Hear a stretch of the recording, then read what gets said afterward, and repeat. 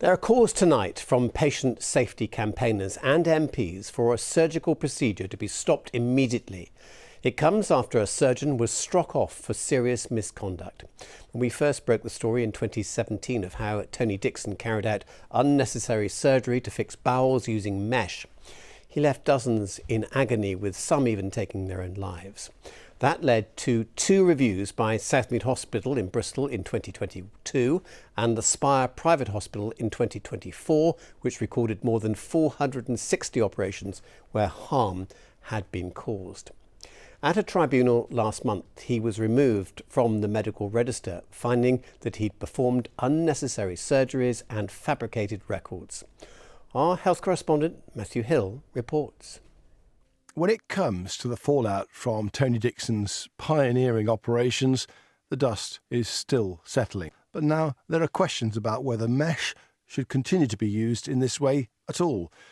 As one of the most widely published authors in medical journals on this technique, Tony Dixon was a key influencer, making rectopexy mesh, as it's known, the most widely used type of pelvic implant in the UK.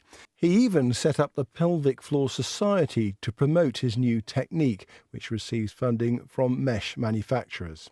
But one of his research papers has been withdrawn and several others are being looked at, all because he dishonestly created patient records long after he was involved in their care. And it's because of the sheer volume and influence of Tony Dixon's publications that now have a huge health warning over them that campaigners are now saying the authorities simply cannot trust the evidence and they need to ban the mesh. We're really worried that this operation is continuing on the basis that he was one of the pioneers of pushing this particular surgery, not just nationally, but also internationally. Experts from the Pelvic Floor Society say there's plenty of other research showing that using the mesh is a good option. So while there was other research, his was certainly used among the suite of literature, if you like, to promote this treatment.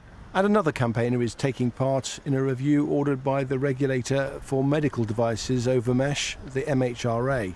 The issue with that is that they are looking at research and information from surgeons such as Tony Dixon, and that information that's contained within it is flawed, so we're not 100% what's going to happen yet.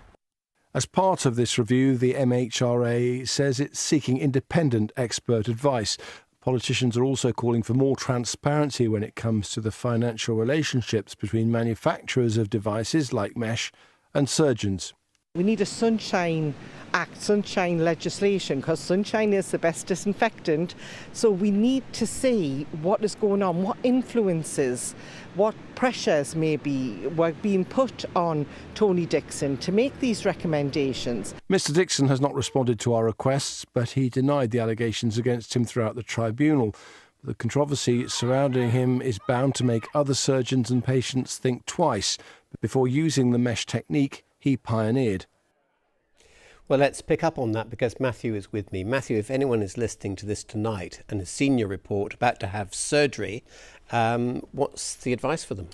Well, the National Institute for Health and Clinical Excellence says there are well-recorded, serious but infrequent complications with this type of surgery.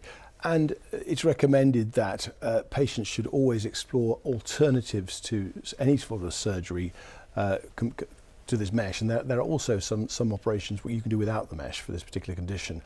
But you know, they're in the hands of the consultants, who are also in the hands of the guidelines that have been shaped by Mr Dixon's flawed publications. So that is the problem at the moment. Okay, so it's not just down to the patient, there's obviously a whole team supporting them. But let's just move on to Mr Dixon. What happens to him now?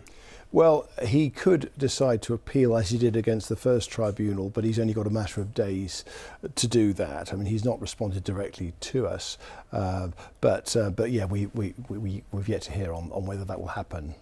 Okay, Matthew, thank you very much for that. Thank you.